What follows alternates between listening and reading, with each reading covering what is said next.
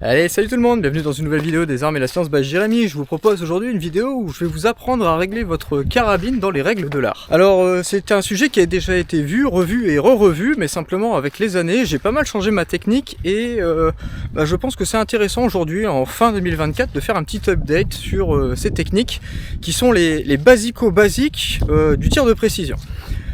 L'idée c'est qu'aujourd'hui on va réaliser ça sur l'Anschluss en 6-5 Creedmoor et puis on va réaliser ça là à 100 mètres, un 0 comme un 0 qu'on pourrait faire pour du TLD. Aujourd'hui la vidéo elle s'intéresse aussi bien aux tireurs qu'aux chasseurs. Je vais vous expliquer mon principe de réglage en 3 étapes et c'est la 3e étape qui varie que vous soyez tireur sportif ou chasseur. Donc restez bien jusqu'à la fin pour voir les différences. Et on remercie tous les partenaires pour leur soutien et leur confiance, c'est grâce à eux que toutes ces vidéos sont possibles. Bon alors moi perso j'utilise une C50 mais j'utilise une C50 retournée.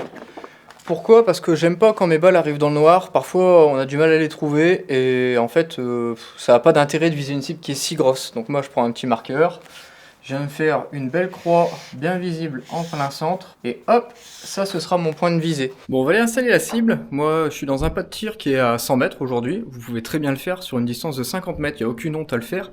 L'idée là c'est que la première balle elle arrive dans la cible à coup sûr.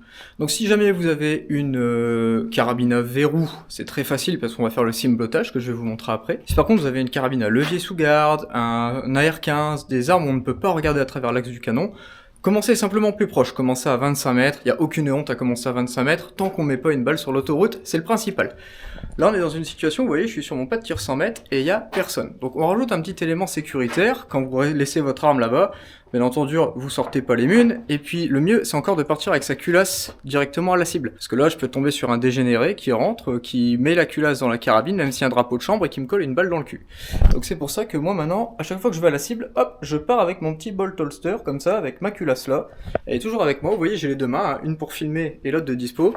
Et comme ça, voilà, je pars à ma cible en sécurité pour aller installer tout mon matos. Et au moins, j'ai pas besoin de me retourner à me dire est-ce qu'il n'y en a pas un qui va me mettre une balle dans le cul avec ma propre carabine.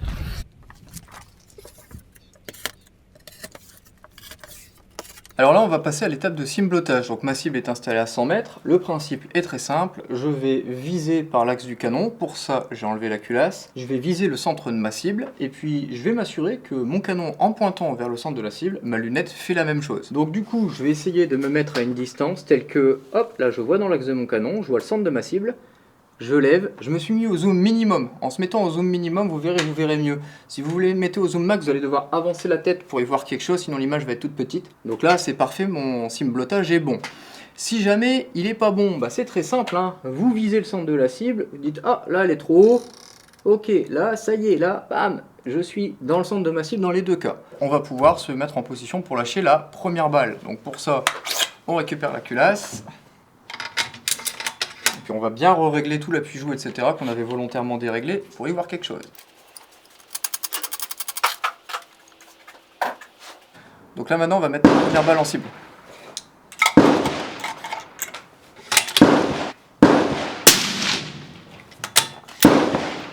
Donc c'est bon, la balle est dans le carton. Donc voilà, la première balle est en cible, on va faire quelques mesures. Donc le principe il est tout simple, vous avez deux techniques, soit vous avez une lunette au premier plan focal et vous allez le mesurer directement dans votre réticule. Mais tout le monde n'a pas une lunette au premier plan focal, donc vous pouvez très simplement prendre un mètre et venir mesurer la différence en horizontal et en vertical par rapport à votre centre de visée. Donc pour ça, on va faire ce qu'on appelle des projections. Donc là je vais faire une ligne qui est horizontale, et là je vais faire une ligne qui est verticale. À peu près, hein, mais pas à 5 mm à dire aujourd'hui. Hein. Donc là du coup, j'ai 13,5 cm de différence en verticale et j'ai 7,5 en horizontal. Vous allez donc convertir ces écarts en clics. Ici on est à 100 mètres, la lunette est en milliradians, un clic égale 1 cm à 100 mètres. Donc du coup c'est assez facile, 13 clics vers le bas, 7 clics vers la gauche. On ne s'occupe pas des virgules aujourd'hui pour cette étape 2. Ensuite, si vous êtes en MOA, quart de MOA, le calcul est quand même relativement simple. Hein. Un clic égale 7 mm à 100 mètres. Donc là, si vous avez le même écart que moi, tout simplement, vous allez faire 135 mm divisé par 7 et 75 mm divisé par 7. Ça vous permettra, grosso modo, à la louche, hein, ça vous fait 20 clics et 10 clics de pouvoir tout simplement vous rapprocher du centre. On ne vise pas encore la perfection à l'étape 2, c'est l'étape 3. Si vous avez la chance d'avoir une lunette au premier plan focal, vous n'avez même pas besoin de vous déplacer, directement vous visez le centre de votre cible et vous regardez le nombre de graduations que vous avez en visée pour venir mesurer votre premier impact. Donc la plupart des lunettes de TLD aujourd'hui sont plutôt graduées en 0,2 milliradians, ce qui veut dire que chaque petite graduation correspond à 2 clics. Donc là vous voyez une petite photo qui a été prise depuis la lunette et on retombe exactement sur nos petits, c'est-à-dire entre 13 et 14 clics et entre 7 et 8 clics en latéral. Et ici l'avantage c'est que vous soyez à 25, 50 ou 100 mètres, ça n'a pas d'importance, puisque la lunette au premier plan focal, on se fout éperdument de la distance, c'est l'angle qui compte. Et donc directement elle vous dira la vérité, il n'y a même pas besoin de faire de conversion. Là c'est quand même le choix du roi. Donc là on va effectuer le deuxième tir. L'objectif encore une fois c'est pas d'être parfait, c'est simplement d'être proche du centre. Personnellement j'aime presque être à 2-3 cm du centre. Vous allez tout de suite comprendre à l'étape 3 pourquoi. Donc là je vais cliquer ce qu'on a dit. Donc on a dit 13 clics, mais en fait vous allez voir en vertical je vais en mettre que 10. Je vais faire exprès de tomber un peu au-dessus. Vous comprendrez à l'étape 3, n'ayez pas peur. Donc là, hop, là j'ai mis mes 10 clics. Et là, je vais mettre du coup... Là, je mets mes 7 clics. Voilà. Donc là, théoriquement, je suis censé arriver 2-3 cm au-dessus du point visé. Et c'est volontaire.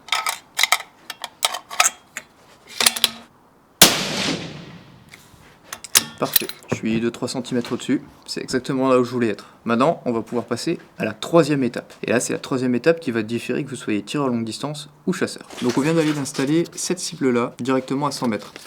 L'idée, c'est viser petit, manquer peu. En fait, l'idée, c'est qu'on va venir viser ici le centre du rond.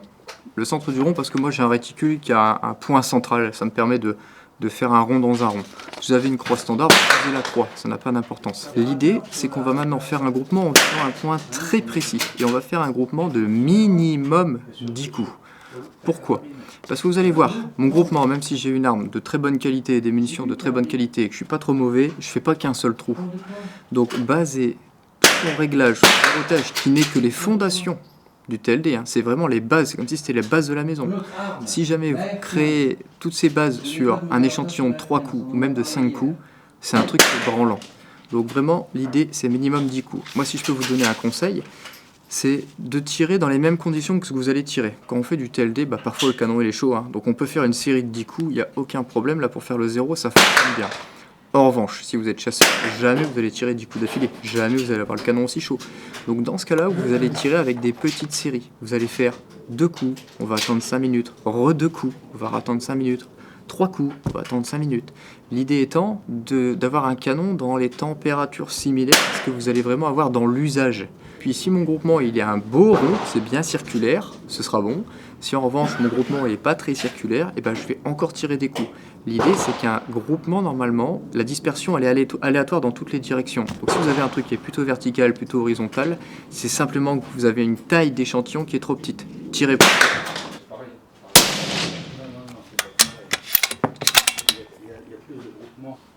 Moi, de me caler, j'avais vu de comprendre. Bon. Et ensuite, j'ai tiré là, c'est tout. Je vais me reculer parce que j'ai l'impression que la table elle résonne.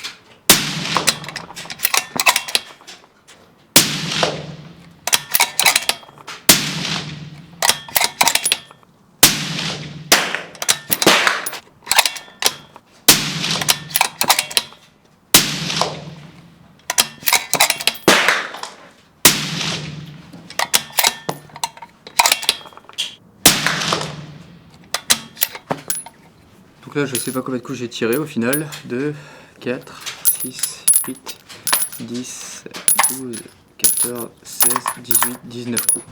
Bon, c'est amplement suffisant pour faire un 0 correct. Bon, et puis du coup, moi vu que je suis un tueur TLD, j'en profite à chaque fois pour mesurer mes vitesses. Et donc là, vous êtes en train de vous dire, ouais, le groupement il était quand même pas terrible, Jérémy, tu nous habitues à mieux. C'est des groupements de 20 coups, 5 sur la première et 19 dans la deuxième cible. Et regardez du coup mes écarts types. Sur 24 coups, 5 plus 19, écart type à 1.57. Allez, on se retrouve à la maison pour l'analyse du groupement et pour terminer et conclure cette étape de réglage. Bon, l'idée c'est que avec le groupement que vous venez d'effectuer à la distance voulue, moi ici 100 mètres, vous allez normalement, si vous avez assez tiré de coups, vous retrouver avec un groupement qui est relativement circulaire. Donc vous êtes capable de pouvoir mesurer avec un pied à coulisse la distance qui sépare le centre du groupement du point visé. Et comme ça, vous allez être capable de pouvoir définir en horizontal et en vertical votre différence entre le point visé et le centre du groupement. L'idée, ça va être une fois que vous avez pris cette cote-là, de définir combien ça fait de clics exactement pour votre cas. Si on prend mon exemple ici, mon groupement il est situé à 1,7 cm au-dessus du point visé et il est quasiment plein axe. Donc le plein axe, j'ai pas besoin de toucher sur mon latéral. Comme je suis sur une lunette qui est graduée en 0 à 1000, un clic égale 1 cm à 100 mètres, je peux mettre 2 clics vers le bas, ce qui fait que mon groupement maintenant serait centré 0,3 cm en dessous du centre de ma cible. Bon, faut pas chipoter avec des millimètres. On est sur des armes qui font des dispersions de 15, 20, 30 mm. On n'est pas à 3 mm à dire au niveau du centre du groupement. Alors après, si vous voulez vous pignoler, vous avez les lunettes en 1/8 de MOA, faites-vous plaisir. Mais l'idée du coup, c'est que grâce à ça, vous êtes capable d'avoir un groupement qui est pile poil centré sur le point visé. Et ça, vous n'auriez pas pu le faire si vous aviez directement visé votre centre. Vous voyez bien quel bordel ça fait en cible là. Le groupement, il recouvre tout mon point de visée. Donc du coup, je ne saurais même plus où viser si je faisais mon groupement point visé égale point touché. C'est pour ça que je m'arrange toujours à l'étape 2 de toujours avoir un décalage de 2, 3, 4 cm. Pas trop pour pas que ce soit trop loin, mais pas trop proche pour pas que ça vienne empiéter sur ce que je vise, sinon ça me gêne. Pour ceux qui aiment bien les petites applications, tous les trucs un peu connectés, il y a Hornady et d'autres applications en ligne qui proposent de pouvoir scanner votre cible et de vous donner directement les résultats que je viens de vous donner.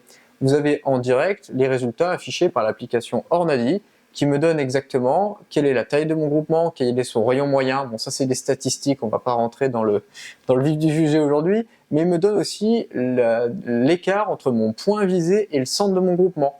Et donc grâce à ça, je suis capable très précisément de pouvoir faire ensuite la conversion en clic de ma lunette, si je suis en quart de MOA ou si je suis en 0 à 1000, et bingo, je suis capable de faire mes 2-3 derniers clics qui me manquent pour venir me centrer plein centre.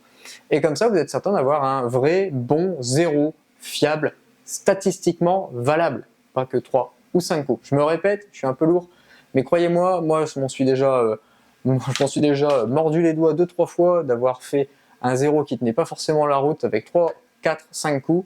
Et franchement, c'est une erreur que je ne ferai plus jamais parce que plus d'une fois, ça m'a mis dedans. Donc voilà. Ensuite, pour ceux qui sont en train de se dire aussi, parce que je reviens aussi sur les résultats du groupement, j'aime bien aussi montrer ce genre de groupement. C'est aussi pour montrer à tout le monde que ça ne sert à rien de tirer, recharger jusqu'au moment où je fais du quart de MOA ou du 1/2 MOA. Franchement, c'est une vraie perte de temps. La charge que je vous ai montrée là, le groupement que je vous ai fait, c'est avec des munitions avec lesquelles j'ai fait le Lord of Steel, où je termine 7ème. Et entre nous, tous les coups que j'ai loupés, c'était pas à cause de la munition, c'était Bibi le problème du système. Donc vous voyez, si vous avez une munition dont les écarts types sont bons, qui sur 20 coups vous fait 1 MOA, les gars, vous avez une charge de champion. Si vous êtes bon derrière la carabine, vous avez tout pour gagner. Donc arrêtez aussi de passer votre temps à faire des développements de charge où on change un tout petit pouillème, on va changer l'enfoncement d'un dixième et on pense que ça va révolutionner notre groupe. Alors qu'en réalité, sur des échantillons de 3 coups, oui, vous allez avoir des différences, mais c'est normal, c'est les statistiques. Vous pouvez avoir 3 coups qui sont trou dans trou, comme 3 coups qui sont séparés de 3 cm, et pourtant, si vous tirez dans les deux cas 20 coups, vous auriez des groupements similaires. Donc voilà, réfléchissez-y. Voilà ce qui marque la fin de cette vidéo. J'espère qu'elle vous a plu, j'espère que ça vous permet de vous donner un petit peu de relief, surtout sur les différences entre la vidéo que j'avais faite il y a quelques années et celle d'aujourd'hui. Je suis passé de 1 coup dans la vidéo précédente à 20 coups. Vous voyez un petit peu le gap psychologique entre les deux vidéos. Et croyez-moi, cette mûre réflexion qui nous coûte de l'argent, je paye mes munitions comme tout le monde, mais en fait c'est pour notre bien. C'est pour gaspiller moins de munitions plus loin et c'est pour avoir des données plus fiables. Parce qu'encore une fois, le TLD, comme tout, se bâtit sur des fondations et le zérotage est la fondation du tailgate. Voilà ce qui marque la fin de cette vidéo et je vous dis à très bientôt dans une prochaine vidéo.